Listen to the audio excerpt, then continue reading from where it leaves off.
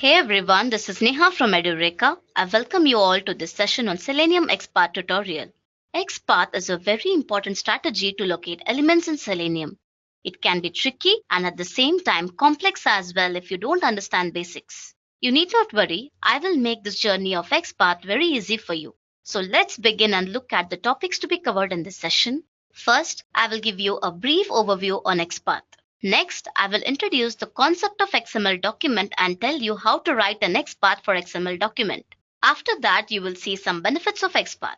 And once you are thorough with the basics, then I will dive deeper into the topic and explain you various steps to write XPath and different types of XPath along with an example.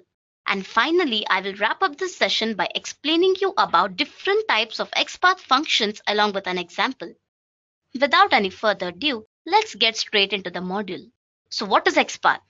XPath, also called as XML path, is a language to query XML documents. It consists of a path expression along with some conditions. And as I have already mentioned, it is an important strategy to locate elements in Selenium. Now, let's see how a XML document looks like. So this is an example of XML document where you have different tags and attributes. As you can see here, bookstore node has a child node book. And it is further followed by attribute called category and its value is cooking.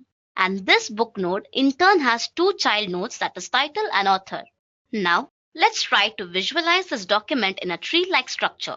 So bookstore is a root node. It has two children, both are book. Category for first is cooking and second is children. And below that, both has two tags, that is title and author.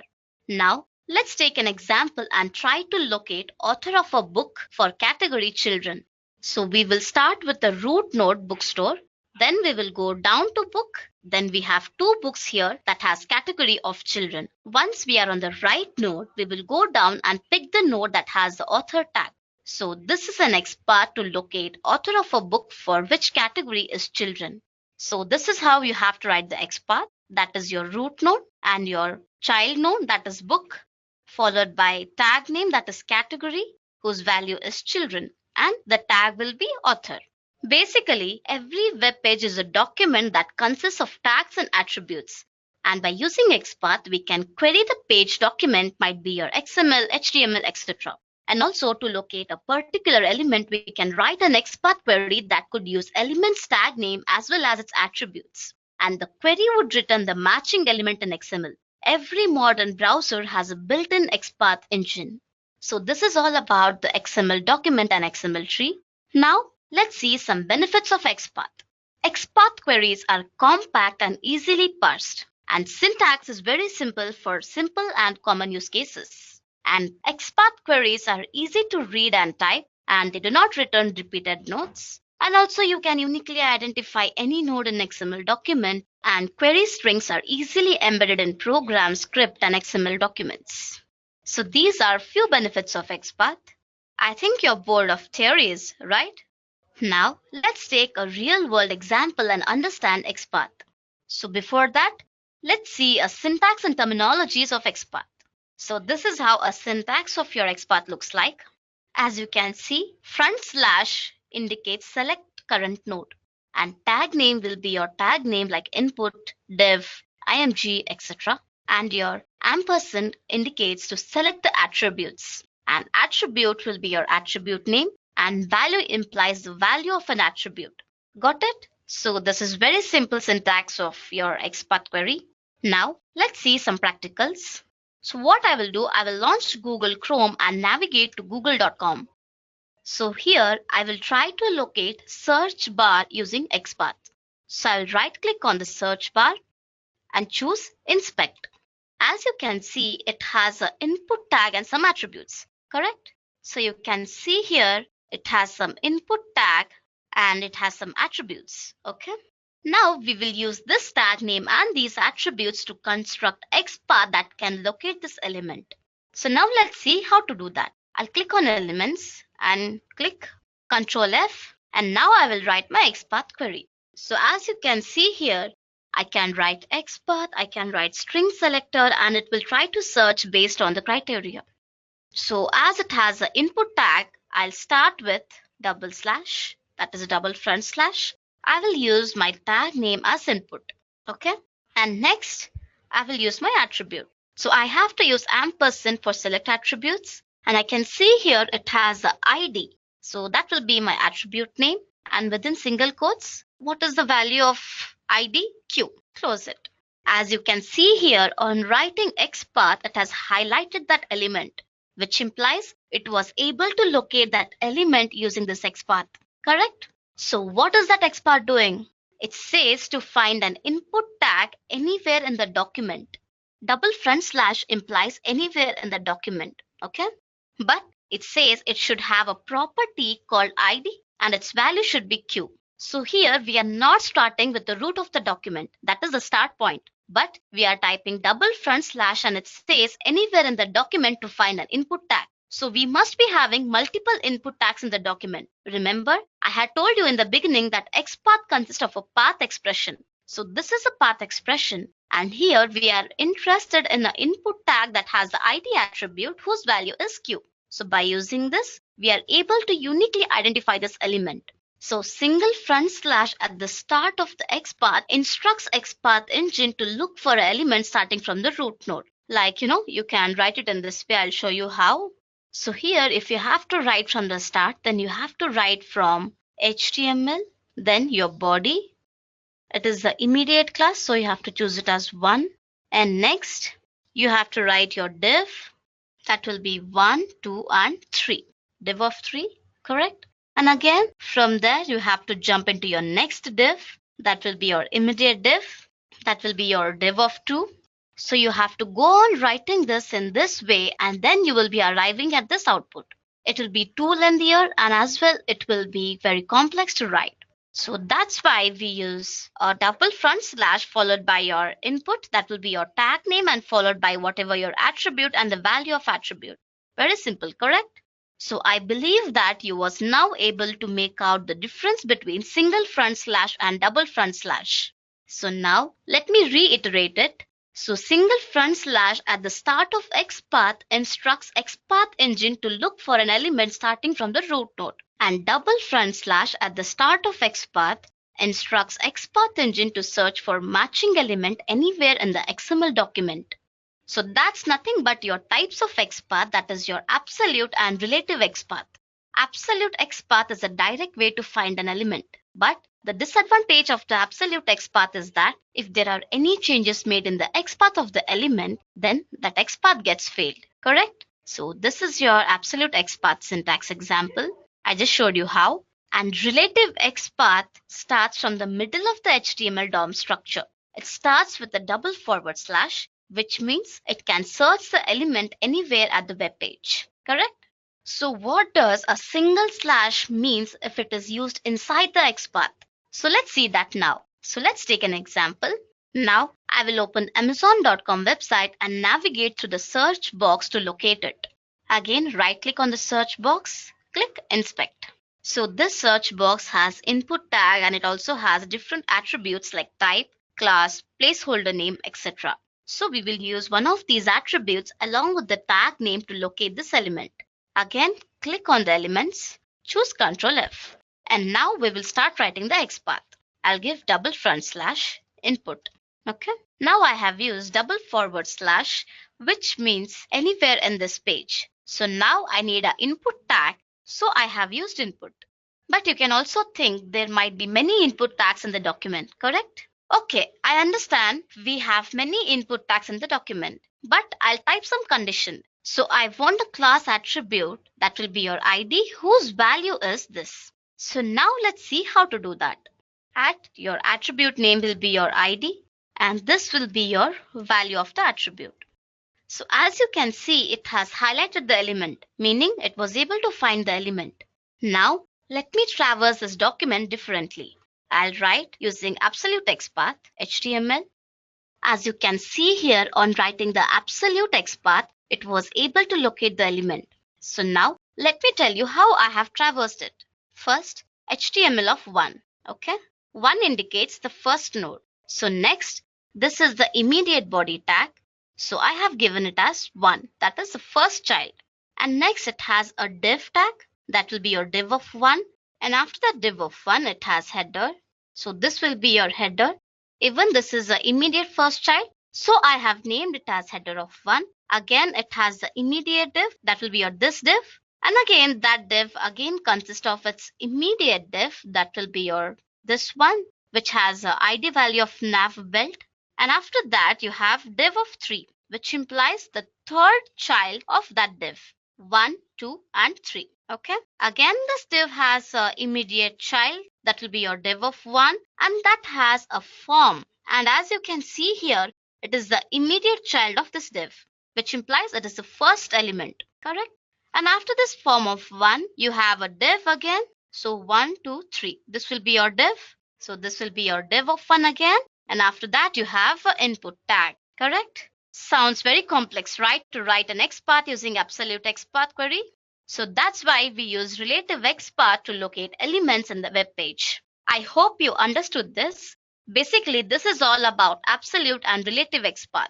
Now, let's move further and understand XPath functions. Automation using Selenium is a great experience.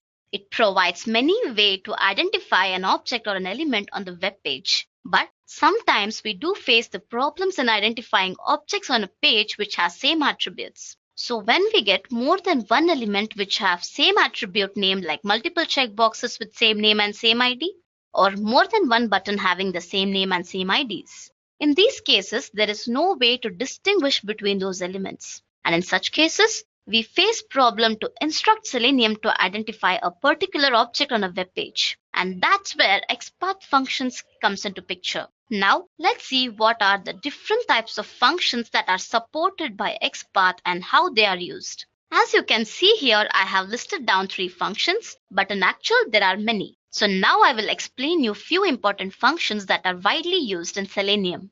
So first, let's start with contains. Contains is a method which is used in an XPath expression when the value of an attribute changes dynamically. For example, login information, this method comes into use. So here it can locate the web element with the available partial text. So let's see how. Again, I will open Amazon.com and choose some image, say this one, and I'll give inspect. So what's next? As you can see here in the source code snippet for this particular image, it has an image tag followed by its attributes. Okay.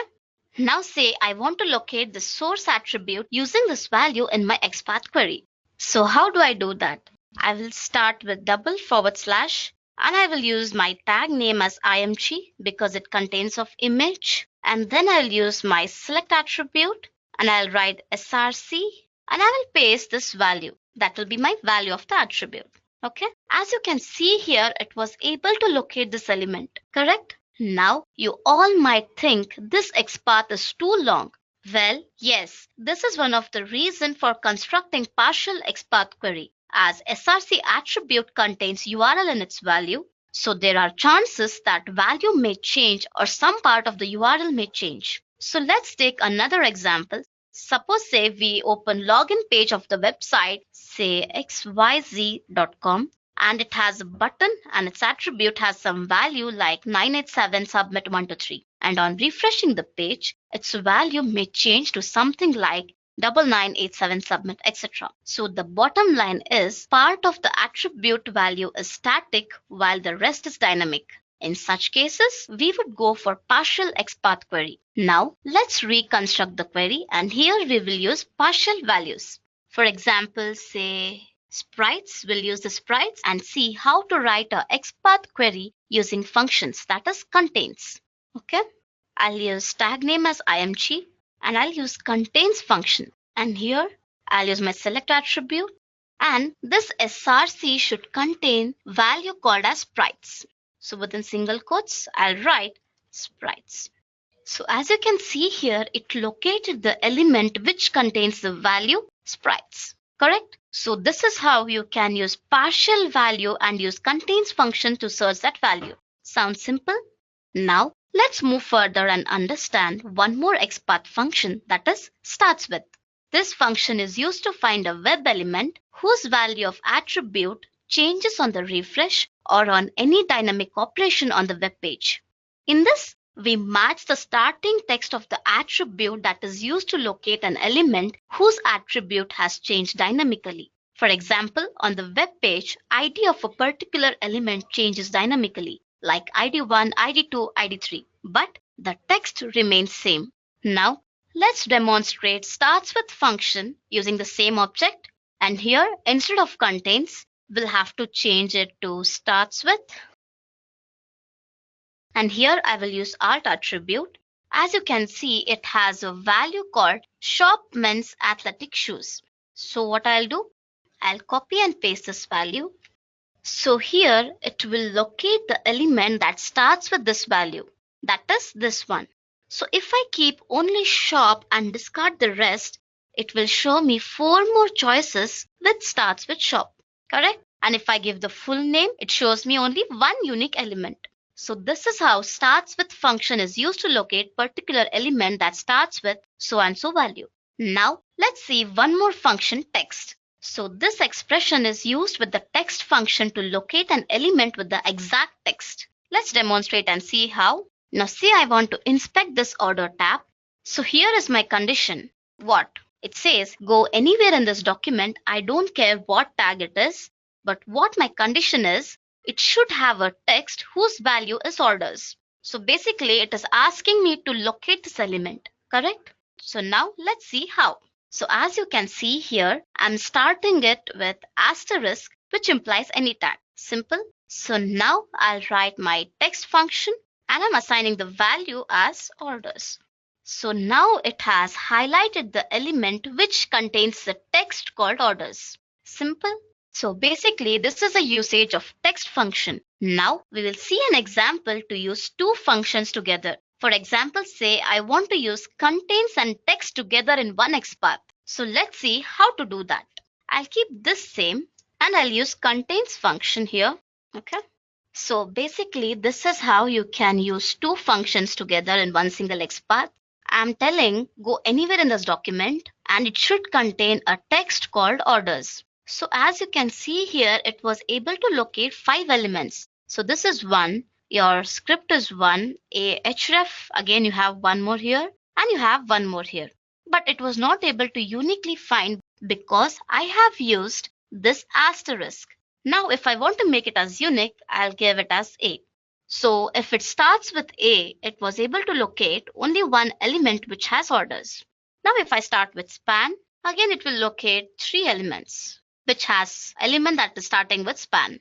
So basically what I did here was I used contains and then passed first argument as text function and I gave its value as orders. I did that because we can have a partial search. As you might notice here, we have not used ampersand because text is a function and not an attribute. So this is how you can use two XPath functions together. Now we will see how to locate elements using OR operation. Say you have two input tags whose attributes are different. So here I'll show you how to do that. Bored of using Amazon website, right? Close it. So now I will open Yahoo Mail. So let's inspect this element now. As you can see here, it has input as its tag name and it has name called username and ID called login username. So using OR operation, let's locate it. I'll start with my input, that is my tag name, and I'll give my name is equal to username. Close it. I'll use OR operation in between. Pipe indicates your OR operation. And then again I'll start with the input tag name and give ID is equal to login username. Correct? So you can see it was able to locate the element. So this is how you can use OR operation as well. Sounds simple? So this is all about your XPath functions, your OR operation using two XPath functions in the same XPath query, and that's all. Now we will see how to register the drivers for Chrome and Mozilla and how to send the keys to search the element using Eclipse. Okay, so I'll open my Eclipse. First we'll see how to do it for Mozilla. So I have used class called custom XPath, and inside the main method I have set my system property and I have a 𝐒𝐞 driver which is for Mozilla, and I have mentioned the path of the 𝐒𝐞 driver where I have saved this. And I'm creating a new web driver called driver, and that will be my Firefox driver. And using driver.manage, I'm maximizing the window and deleting all the cookies and as well passing the timeouts as well. And now driver.get, I'm trying to pass the URL of ebay.com. Okay. And here by using find element by XPath, I'm passing the search box value. And I'm sending the keys called guitar. I'll show you from where I got this XPath. So in this ebay.com, I'll right click over here and click on inspect. As you can see here, for ID attribute, it has a value called GH and -AC. So that's where I got this value. And I have written a relative XPath. And I'm trying to send the keys called guitar, which implies it should redirect to the eBay website and search for guitar. Correct? And for search icon, I'm again using driver.findElement by XPath and trying to search this one. Click over here, inspect. So ID will be your GH button. Correct? So this is how I got my XPath. And I have registered my drivers and I'm using search icon.click to search it. Okay? Save this program. Run it and see how it works. So it got redirected to Mozilla and it entered the value called guitar, and you can see it searched guitar on your Mozilla Firefox browser. Cool? Sounds very interesting, right? So this is how, using the set property, you can register your 𝐒 drivers, that is your web drivers, and then using driver.get, you can pass the URL of the particular website and then find the elements and click on search. Cool? Now let's see the same thing with Chrome. So here you have Chrome driver. Instead of Firefox, I will make it as Chrome driver. Okay? That's the only change I'll be doing here. I'll comment rest of the Mozilla part and I'll just run the Chrome part. Again, run it. Now the same thing will happen, but it will open in Chrome. So again, it launched your Chrome browser, typed guitar, and it searched. So you can see here you have various brands of guitar with various prices, everything. For Chrome driver, you should install your Chrome driver, and for Mozilla, you need to install 𝐒 driver. Simple. Now I hope you got a clear idea as how it works. So now, do you wish to learn a trick to find XPath of a particular element? Very simple. In Google Chrome, you just have to type 𝐶path, click on the very first link, and here you'll be having an option called Add to Chrome. So you have to just add it. When you open your inspect and click on 𝐶path, you can see absolute XPath and relative XPath as well for your particular element or your particular tag. So again, even if I click on here and inspect, I'll get my 𝐶path. So this is my relative and this is my absolute 𝐶path. So when you inspect any element here, you can see the 𝐶path, which gives you both relative and absolute 𝐶path of that particular element. Sounds much easier, right? So that's all about the working of your XPath query. So that's all for the session. Thank you and have a nice day.